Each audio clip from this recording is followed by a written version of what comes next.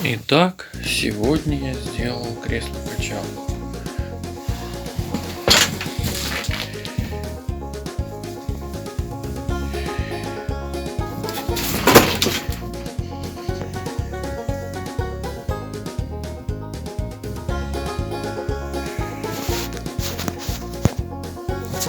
Так,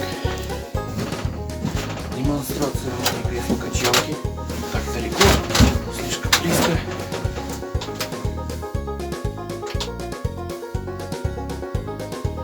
Качаюсь. Ну, тут пол неровный, не очень удобно. Тут перепад досок небольшой.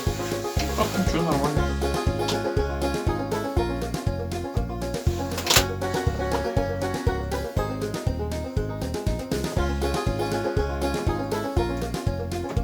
Сегодня вот доделал кресло-качалку. Сделаю пятку. Тут подушечку мягкую, тут тоже, наверное. Короче, посмотрим.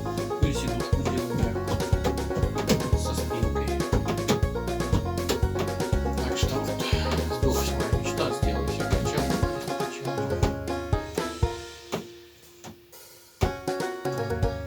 Пол скрипит неровный.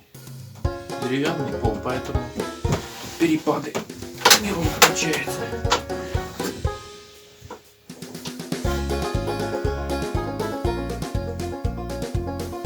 Хорошо.